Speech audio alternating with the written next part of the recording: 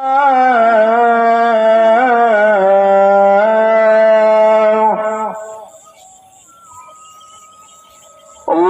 Akbar, Allahu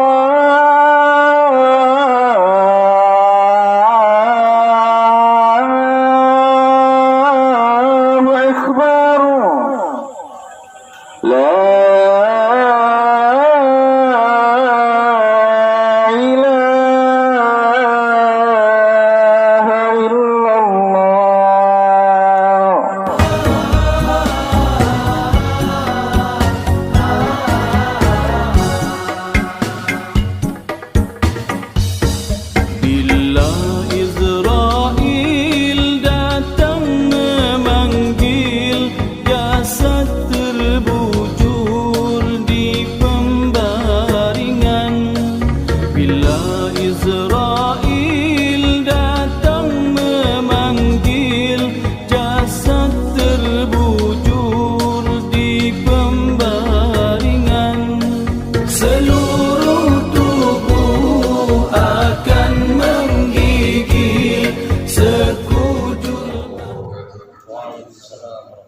Alhamdulillah alladzi hadana li hadza wa ma kunna linahtadiya laula an hadana Allah man yahdihillahu fala mudilla lahu wa man yudlilhu fala hadiya lahu asyhadu an la ilaha illallah wahdahu la syarika lahu wa asyhadu anna Muhammadan 'abduhu wa rasuluhu ad-da'i bi qawlihi wa fi'lihi ila rasyad Allahumma shalli wa sallim wa barik ala sayyidina Muhammadin an-nuri dzati wa sirri sari fi sa'iri al-asma'i wa sifat wa ala alihi wa sahbihi wa sallam. اللهم انفعنا بما علمتنا وعلمنا ما ينفعنا وارزقنا علوما تنفعنا في الدين والدنيا والآخرة. أما بعد. Jemaah yang dimuliakan Allah Subhanahu wa taala, bersyukur kepada Allah atas limpah rahmat dan karunia-Nya. Salam dan salawat kita persembahkan kepada Rasulullah Muhammad SAW Abu Hasan. Semoga Allah Subhanahu wa taala menetapkan kita menjadi umat Rasulullah yang mendapatkan syafaatnya di yaumil qiyamah. Amin ya rabbal alamin. Masih melanjutkan kajian kita mengupas kitab Al-Wafi fi Syarh Arba'in An-Nawawiyyah. Masih pada hadis yang pertama, innamal a'malu binniyat. Kita sampai pada pembahasan fiqhul hadis wa ma yarshud ilayhi. Fiqh hadis dan apa yang ditunjukkan melalui hadis itu. Yang pertama, hadis innamal a'malu binniyat. Fikih hadisnya itu adalah isyaratun niyat, disyaratkannya niat. Ittafaqal ulama ala anna al-a'mal as-sadirata min al-mukallafina al-mu'minina la tusiru mu'tabaratan syar'an wa la yatarattabu ath-thawaba ala fi'liha illa bil-niyyah. Para ulama sepakat bahwasanya perbuatan yang disandarkan kepada seorang mukallaf dari kalangan orang beriman itu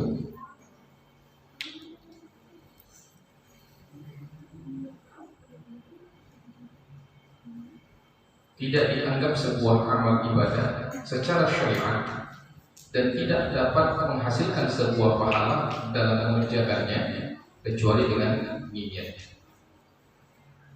Wan niyyatu fil ibadah al-maqsudah.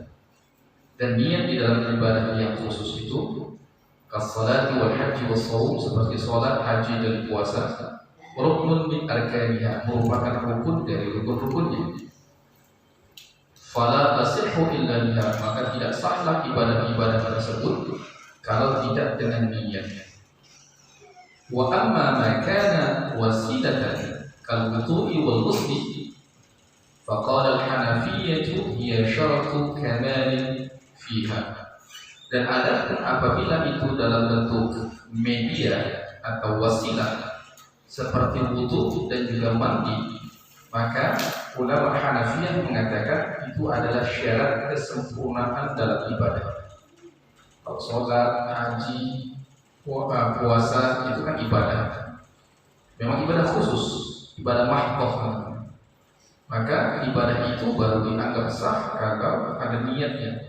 Tapi kalau dia merupakan media atau wasilah seperti wudu, maka menurut Hanafiyah wudu itu dia syarat kesempurnaan dari ibadah, bukan syarat sah. Artinya kalau dia tidak berwudu, maka tidak sempurna ibadahnya, bukan tidak sah. Beda antara tidak sah dengan tidak sempurna. Untuk apa kesempurnaan itu? Litahsil thawab, untuk memperoleh pahala. Wa qala Syafi'iyyah wa ghairuhum, sedangkan ulama mazhab Syafi'iyah dan selain daripada ulama mazhab Syafi'iyah, yaitu Malikiyah dan Hambali, ia syartu sihhatin aidan, bahwasanya niat untuk media dari itu seperti wudu dan mandi janabah, niat itu ya syarat sah daripada wudu dan juga mandi janabah itu. Fala tasihhul wasail illa biha, maka wasilah itu tidak menjadi sah kalau tidak dengan niat. Maka berwudu dan juga mandi janabah itu harus pakai niat, kalau tidak pakai tidak sah. Kalau tidak sah wudu dan mandi janabahnya, itu tidak sah juga ibadah berikutnya yang mensyaratkan dia harus itu. Kemudian yang kedua, waktu niat itu wa mahalluha, waktu kapan niat itu diucapkan dan tempat niat itu di mana. Waktu niat itu awalul ibadah, waktu pelaksanaan niat itu ya awal dari ibadah. Katakbiratul ihram di shalah, seperti ketika dalam sholat itu niatnya pada waktu takbiratul ihram. Wal ihramu bil hajj, ketika melakukan ibadah haji, di saat menanggalkan pakaian menggantinya dengan pakaian ihram di miqat, maka di saat itulah niatnya.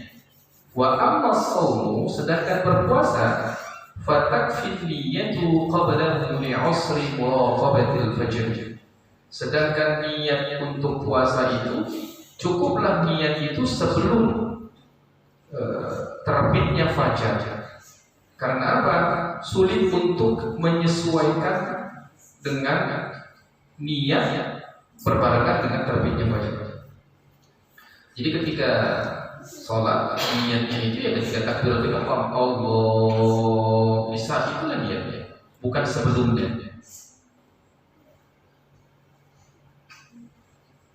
Dalam wudu juga begitu.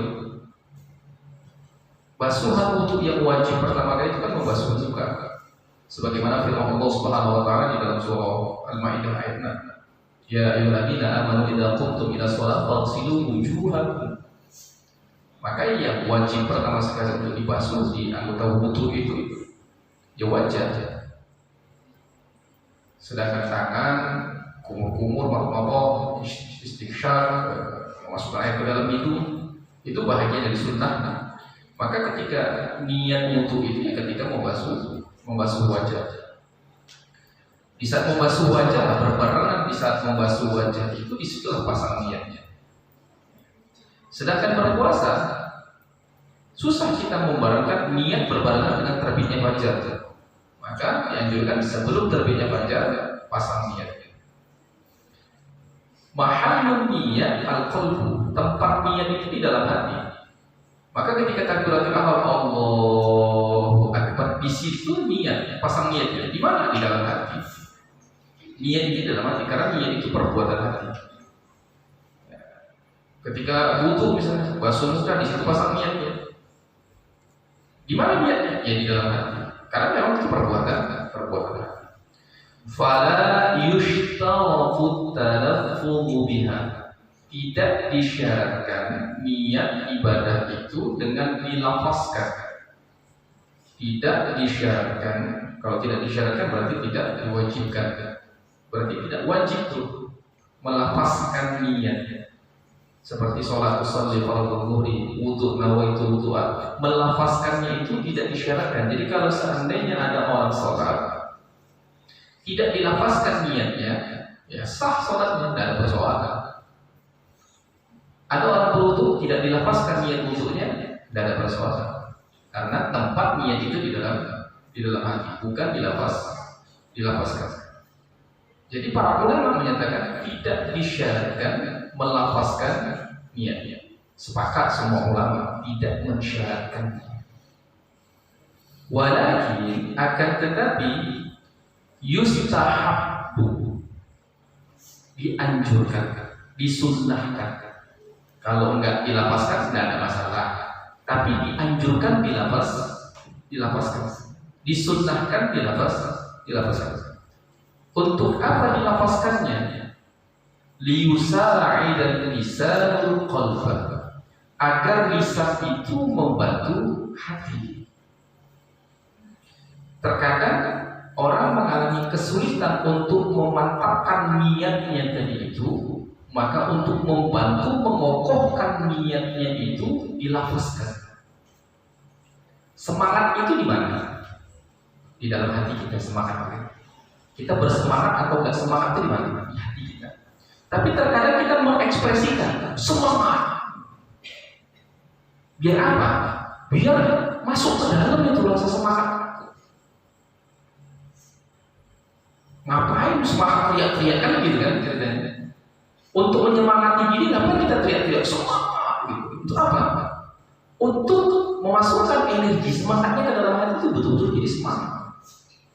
Saya itu kalau ngantar anak saya setiap pagi itu sekolah, Bismillah semangat nak. Ya semangat gitu. Padahal semangat itu ada di dalam hati. Tapi untuk memunculkan itu tadi membantu hati, maka diekspresikan dalam bentuk diucapkan atau digerakkan. Jadi para ulama, tidak ada satu ulama pun yang melarang melafazkan niatnya. Di berbagai kitab fikih kita akan temukan mazhab Syafi'i, Hambali, Maliki, yang ada perbedaan pendapat itu antara mensunahkan kemudian menganggapnya mubah. Sampai datang Syekhul Islam Ibnu Taimiyah yang dengan sangat tegas sekali, bahkan melampaui batas dari apa yang dikemukakan oleh para ulama. Beliau mengatakan bahwa melafazkan niat, orang yang melafazkan niat dalam sholatnya, maka dia harus ditahdir. Ditahdir itu berarti dihukum, bisa dipenjara, bisa dicambuk, bisa dihukum. Ini bertentangan dengan ulama salaf. Sebab apa? Imam Asy-Syafi'i dia lahir tahun 1500 Hijriah, berarti dia ulama salaf. Sebagaimana diriwayatkan oleh Ibnu Khuzaimah yang bersumber dari Asy-Syafi'i, Imam Asy-Syafi'i ketika mau sholat melafazkan niatnya. Dia ucapkan Bismillah, muwajjihan li baitillah, mu'diyan li fadlillah, Allahu akbar. Jadi Imam Syafi'i pun melafazkan. Tapi sebenarnya para ulama tidak mau persoalkan melafazkan itu. Yang melafazkan silakan, tidak melafazkan juga silakan. Tidak diwajibkan, tapi dianjurkan untuk apa? Menguatkan hati tadi itu biar supaya mantap niatnya. Ada berita hoax yang bertebar di media sosial gitu kan, bahwasanya ulama Syafi'i sendiri menolak adanya melafazkan niat keliru. Memang ada satu ulama yang bernama Az-Zubaydi diprotes oleh Imam An-Nawawi, tapi bukan persoalan mensunnahkan atau menganjurkan talaffuz.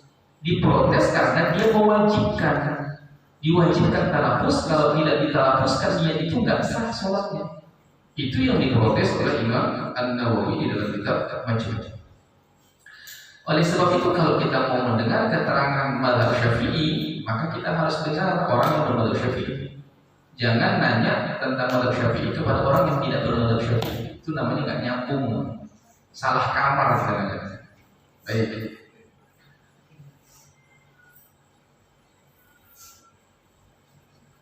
Jadi disunnahkannya melafazkan niat itu karena apa? Untuk membantu hati, agar lisan itu dapat membantu hati ala istihdhariha, dalam mewujudkan kemantapan dalam niat itu.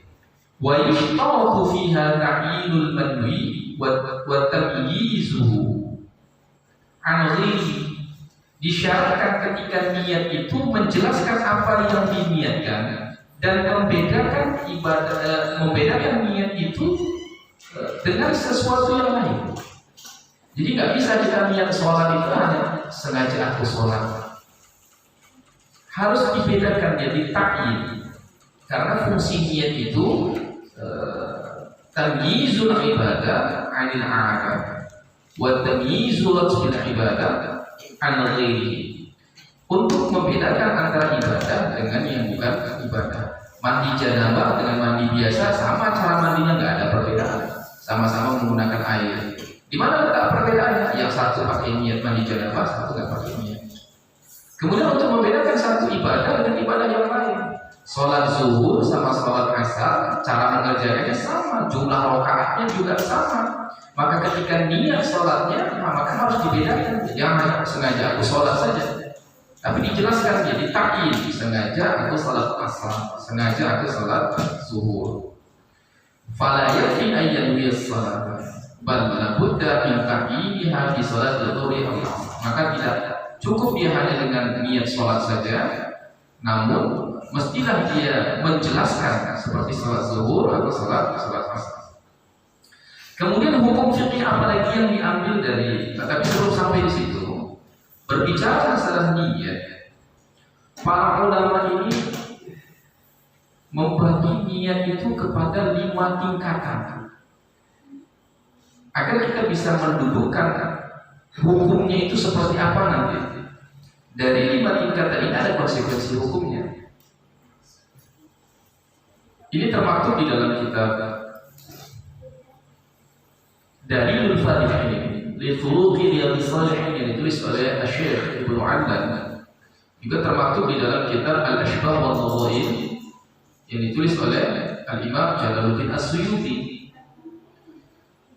Di dalam kitab ini dikatakan wa minha min azmin 'ala al-ma'siyah wa lam yaf'alha aw lam yatalaffaz biha la ya'tam bi qawli sallallahu alaihi wasallam inna Allaha tajawaza li ummati ma hadathat bihi anfusuha ma lam tatakallam aw ta'mal bihi.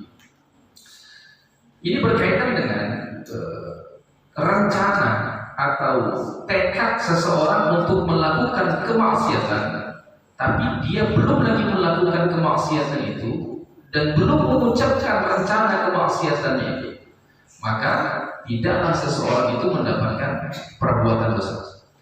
Dalilnya sabda Rasulullah SAW yang diriwayatkan oleh Imam Bukhari bersumber dari Abu Hurairah radhiyallahu anhu. Rasulullah SAW bersabda, Inna Allaha tajawaza li ummati ma hadathat bihi anfusuha ma lam tatakallam aw ta'mal bihi. Sesungguhnya Allah mengampuni bagi umatku apa yang hadathat bihi anfusuha, apa yang terlintas di dalam hatinya, ma lam tatakallam, sepanjang itu belum dia ucapkan, aw ta'mal bihi, dan belum lagi dia kerjakan.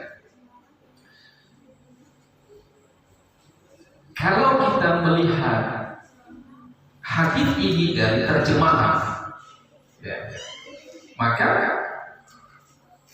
akan diterjemahkan dalam bentuk niat. Apa yang ada, ketika niat itu ada di dalam hati seseorang untuk melakukan sebuah kemaksiatan, namun belum lagi dia mengerjakannya, belum lagi dia mengucapkannya, maka Allah mengampuni niatnya. Tapi kalau kita melihat redaksi hadisnya dalam teks Arabnya, maka kita akan menemukan beberapa istilah yang berbeda. Ada kalanya disebut dengan kata an-niyah, ada kalanya disebut dengan kata hadithun nafs sebagaimana di dalam hadis ini, ada kalanya disebut dengan istilah hammun. Oleh sebab itu maka para ulama membagi gerakan hati itu, sesuatu yang terlintas di dalam hati itu dibagi levelnya oleh para ulama dan menjelaskan konsekuensi hukum dari lintasan-lintasan apa yang ada di dalam hati. Berangkat dari hadis ini, maka waqa'a fi fatawa qadil qudati Taqiyuddin bin Razid anna al-insana idza 'azama 'ala ma'siyatin fa in kana qad fa'ala wa lam yatub biha fa huwa mu'akhidun bi hadzal 'azmi li'annahu israr.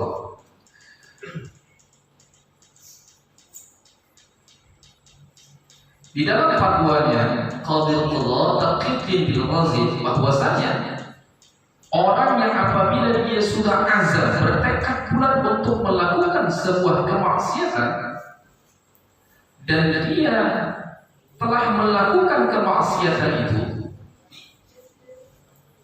namun dia tidak bertaubat darinya, fahuwa mu'akhidhu bihadzal azmi, maka dia akan disiksa karena tekadnya dari itu, li'annahu israr, karena tekadnya itu sebagai tanda bahwa dia melanggengkan perbuatannya. Wa qad takallama as-Subki, sedangkan Imam as-Subki menjelaskan fil Halabiyyah, di dalam kitab beliau yang bernama Al-Halabiyyah, ala dzalika kalaman mabsutan ahsana fihi jiddan, yang di sana ada penjelasan yang sangat panjang lebar sekali dan sangat baik sekali. Faqal, maka Imam Taqi as-Subki mengatakan, alladhi yaqa'u fil nafs min qasdil ma'siyati ala khamsi mawadih, sesuatu yang terlintas di dalam hati seseorang itu ada 5 tingkatan. Yang pertama al-hajis namanya. Yang pertama namanya al-hajis. Wa huwa ma yalqa fiha, sesuatu yang memang sekelebetan lewat aja di dalam hati kita. Ini namanya hajis.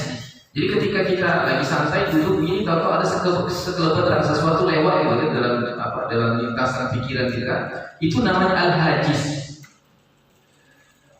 Thumma jiryanahu fiha wa huwa al-khatir. Kemudian di level yang kedua namanya khatir. Kalau tadi hanya sekelebet lewat begitu kan, ini udah sekelebet kemudian sempat tuh terbayang sedikit lama. Jadi ada durasinya. Jadi ada durasinya ya. Itu namanya khatir. Thumma hadithun nafs. Di level yang ketiga itu namanya hadithun nafs. Itulah yang dimaksud di dalam hadis tadi itu. Ma ahdathat bihi anfusuha, hadithun nafs. Apa itu hadithun nafs? Wa huwa ma yaqa'u fiha min at-taraddudi hal yaf'al aw la. Sesuatu yang ada di dalam hati dan masih ada keraguan-keraguan antara melakukannya atau tidak melakukannya. Jadi masih 50-50, buat nggak.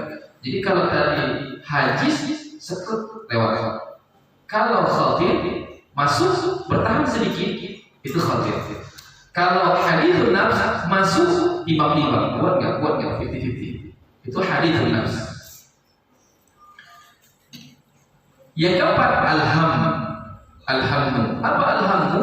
Wa huwa tarjihu qasdil fi'li, yaitu kuatnya untuk melakukan sesuatu. Jadi sudah di atas 50% tapi belum lagi 100%. Itu namanya alhamd. Yang berikutnya al-azmu, wa huwa quwwatu dzalikal qasdi wal jazmu bihi. Udah 100%. Itu azam namanya. Sudah 100%. Ya, sudah azam namanya. Jadi kalau ada orang yang terlintas syahwat terhadap perempuan, itu namanya hajis. Tapi kalau sudah mulai membayang-bayanginya, itu namanya khatir.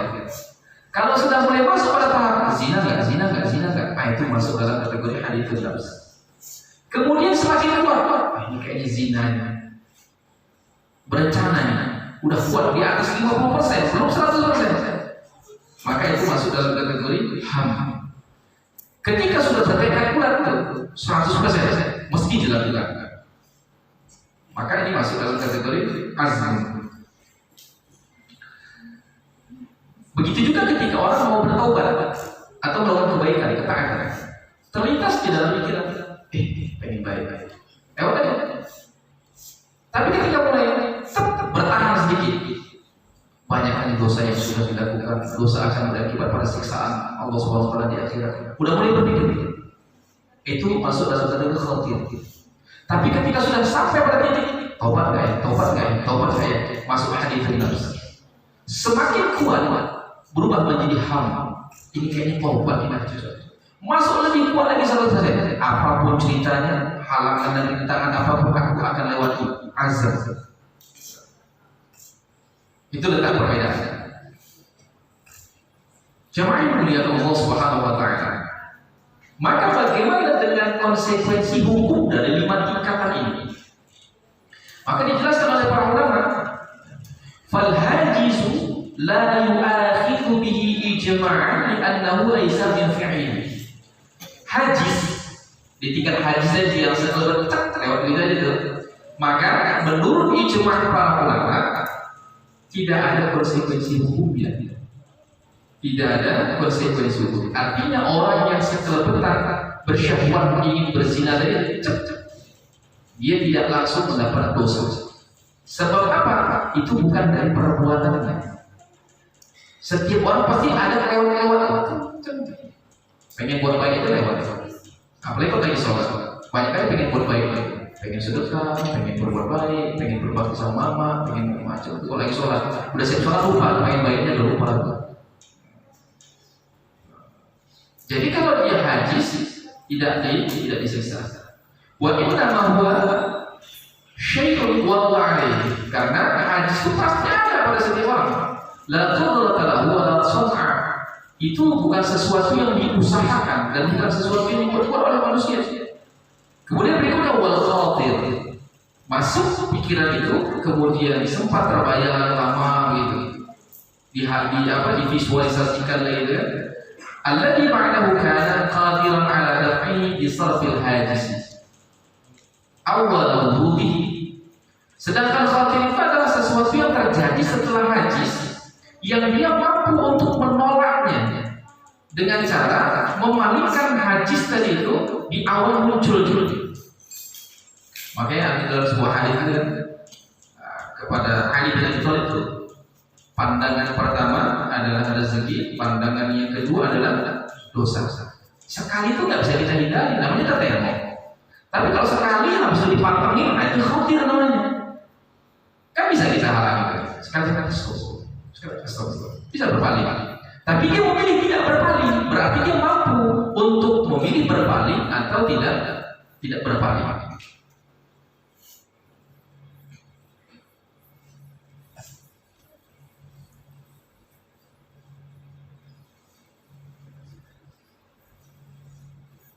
Walakinnahu huwa wa ma ba'dahu min hadits nafs marfu'an bil hadits sahih. Akan tetapi khatir ini kan mampu dari kalau hadisnya bukan kekuasaan kita itu. Ya memang lewat aja begitu kan. Enggak bisa kita menolaknya. Tapi kalau khatir ini kan dia masuk kemudian kita mempertahankannya terus dengan visualisasi, dengan macam-macam kan. Akan tetapi nih, walaupun itu berdasarkan kemampuan kita mempertahankan itu, harusnya kita bisa menolak tadi kan, tapi kita tetap memilih untuk khatir.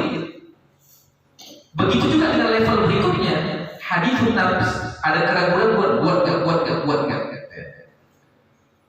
Kedua hal ini, khatir dan hadithun nafs, itu marfu'an, diampuni.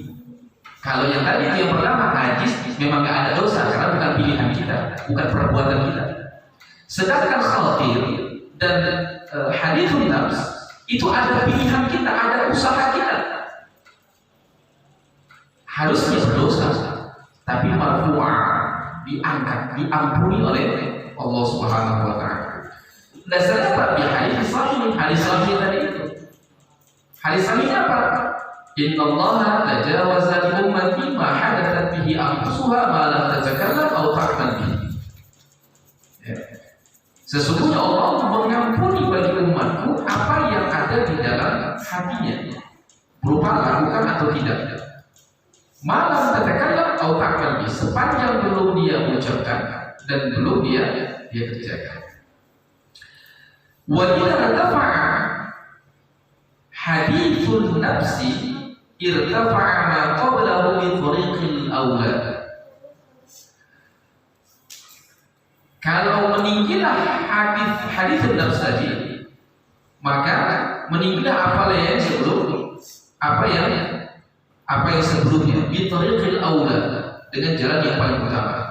Wa hadhihi maratibut thalatha aidan law kanat fil hasanat lam yaktub lahu biha ajr. Dan ketiga hal ini, kalaupun itu dalam bentuk melakukan kebaikan-kebaikan, juga tidak dihitung pahala. Mau buat baik itu tidak ada dihitung pahala. Amma al-awwal fadhahir wa amma tsani wa tsalits fali'adam al-qasdi. Adapun yang pertama seperti hajis, sangat jelas sekali tidak ada pahalanya karena bukan usaha manusia. Wa amma tsani, sedangkan yang kedua dan yang ketiga yaitu khatir dan hadithun nafs, fali'adam al-qasdi, karena tidak ada penyengajaan, maka tidak ada pahalanya. Karena masih buat gak ya, masih level tuh itu belum sengaja namanya, belum berencana. Wa amal hammu, sedangkan ham itu sudah di atas 50%. Faqad bayyana al-haditsu sahihu al-hamma bil hasanah yaktubu hasanatan. Sesungguhnya berencana untuk melakukan satu kebaikan ditulislah satu kebaikan. Wal hammu bisayyi'ah, dan berencana dalam satu keburukan la yaktubu sayyi'atan, tidak ditulis satu keburukan. Wa yaqdiru, sampai ditunggu dulu. Fa in taraka Allah fa in taraka halillah katabat hasanatan wa in fa'alaha katabat sayyi'atan wahidah. Kalau dia meninggalkannya karena Allah, dia dapat satu pahala, tapi kalau dia melakukannya, dia dapat satu dosa.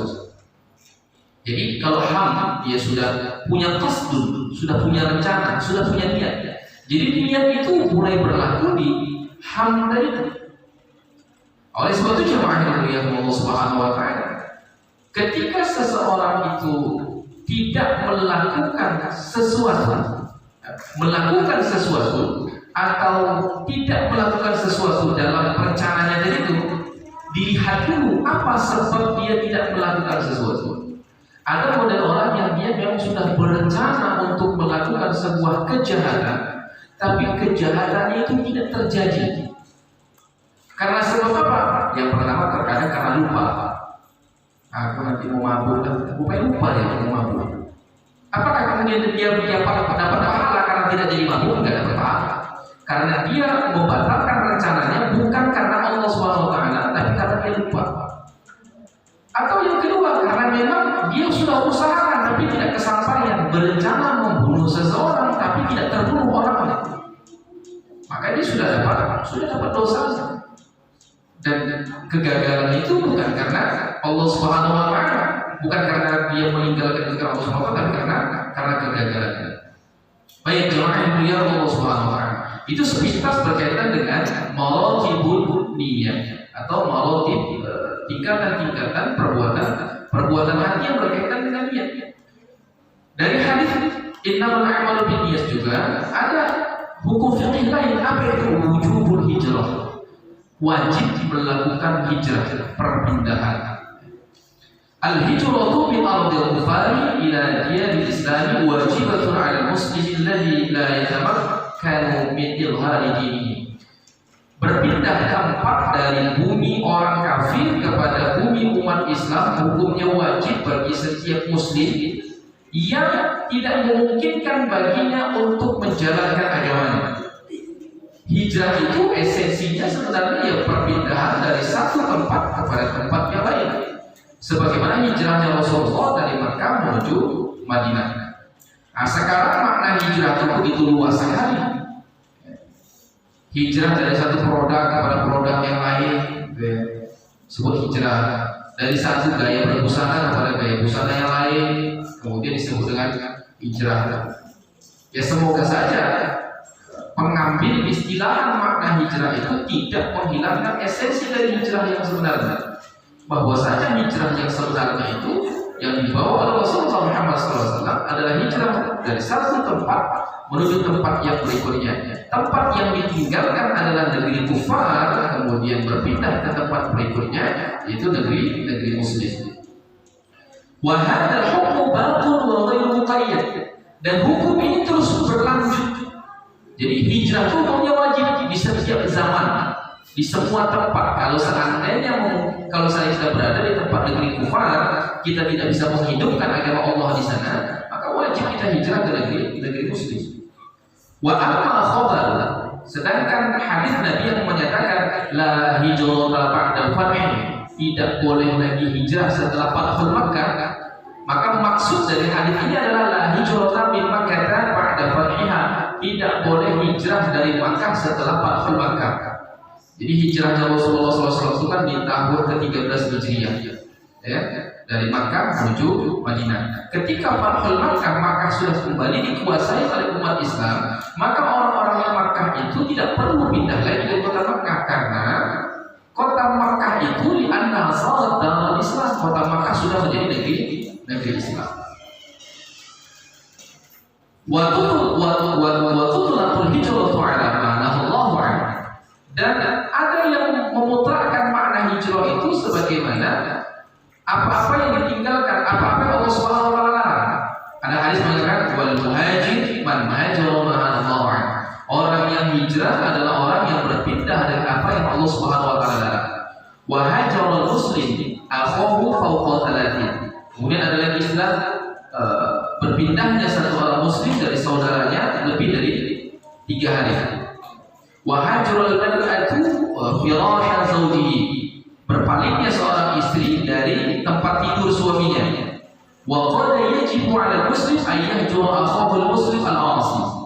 Dan sungguhlah wajib bagi setiap muslim itu untuk memindahkan saudaranya muslim dari kemaksiatannya.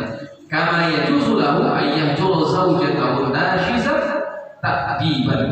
Sebagaimana bolehnya baginya berpindah atau hijrah dari istrinya yang berbuat nusyuz sebagai bentuk pendidikan.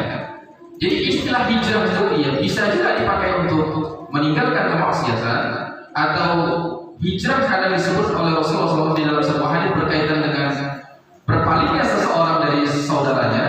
Ada kalanya hijrah itu disebutkan dalam hadis itu tentang seorang istri yang berpaling dari tempat pembaringan suaminya, tidak melayani suaminya. Dan ada kalanya juga memalingkan seseorang dari orang yang bermaksiat. Jadi makna hijrah dia bisa secara esensial berpindah dari satu tempat ke tempat yang lain, tapi kata ini juga dipinjam untuk perbuatan-perbuatan yang lain. Berikutnya yufidul haditha anna man nawa amalan salihan. Faedah yang diambil dari hadis ini adalah bahwa orang yang berniat melakukan sebuah amal saleh, famana'ahu min al-qiyam bihi 'udhrun qahir, namun ada sesuatu yang dapat menghalanginya untuk dapat melakukannya, min maradin aw wafatin, misalnya karena sakit atau karena dia wafat, aw nahwi dzalik, atau karena semisal dengan itu, fa innahu yuthabu 'alaihi, maka dia sudah mendapatkan pahalanya. Dia mau berbuat baik, tapi ternyata terhalang sebab dia sakit atau dia meninggal dunia sebelum lagi dia melaksanakan itu, maka dia sudah dapat pahala. Qala al-Baydawi, berkatalah Imam al-Baydawi, wal a'malu la tasihhu bila niyatin. Dan amal itu tidak sah kecuali dengan niat, di anna niyata bila amalin yuthabu 'alaiha. Karena niat itu dengan tanpa amal mendapatkan pahala. Wal amalu bila niyatin haba. Sedangkan amal tanpa niat itu menjadi sia-sia.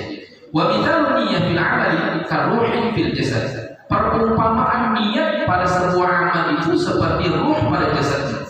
Jadi kalau saya jasad tanpa ruh maka tidak ada kehidupan. Fala baqa'u lil jasadi bila ruh, dan tidak ada kekekalan bagi jasad juga tanpa ada ruh. Wala dhuhur li ruhi fi hadzal 'alam min ghairi ta'alluqi bi jasadih. Kalau ada ruh tapi tanpa ada jasad, maka itu juga tidak terejawantahkan. Maka dua esensinya harus saling bersinergi. Ada ruh, ada jasadnya, ada niatnya, ada amalnya. Kalau seandainya ada jasad amalnya tapi tidak dibarengi dengan niat, maka tidak ada kehidupan. Tapi kalau seandainya ada niatnya tapi tidak dieksekusi dalam bentuk perbuatan, maka ini juga tidak memberi pengaruh apa-apa. Artinya tidak memberi efek yang besar. Untuk memberi efek yang besar, maka niat itu harus dikuatkan dengan perbuatan.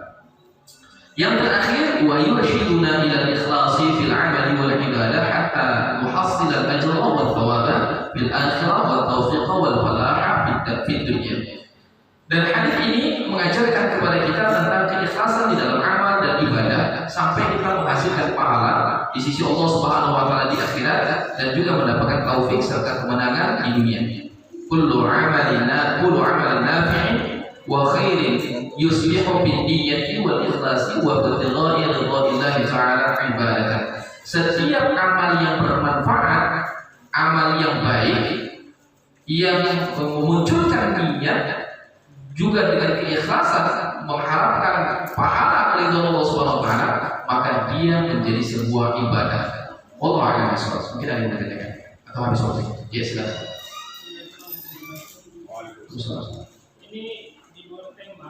Ya silakan. Saya pernah dengar Ustaz ceramah. Nanti dia yang hari kiamat sebelum hisab itu kan Nabi Muhammad ngasih minum umatnya dari Telaga Kausar. Setelah kasih minum katanya kan nggak harus selamanya. Itu selamanya apa sampai masuk surga atau masa penantian hisab itu ya?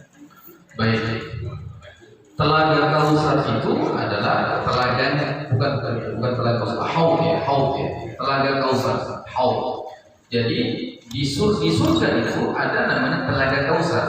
Setiap orang yang dapat mendekati telaganya Rasulullah SAW itu merupakan bahagian dari penghuni surga. Jadi kalau sudah mendekuk telaga Kausar Rasulullah Muhammad SAW, maka dia tidak akan merasakan dahaga selama-lamanya. Kira-kira begini. Jadi telaga Kausar ini telaganya Rasulullah. Kalau sudah mendekat kepada telaganya Rasulullah SAW, maka sudah dapat dimungkinkan bahwa dia adalah penghuni surganya Allah Subhanahu wa taala. Kalau sudah bakal masuk ke dalam surga, ya sudah penuh dengan kenikmatan semua, kekal abadi di sana. Menurut saya gini Ustaz, itu kan masa penantian waktu hisab sebelum surga kan ada kausan. Jadi itu katanya umat Nabi Muhammad dikasih minum. Dikasih minum gak harus lamanya kan? Itu kan sebelum ke surga ini dihisab ya. Terus masuk surga apa dia masih minum lagi atau? Oh, iya. Jadi begini.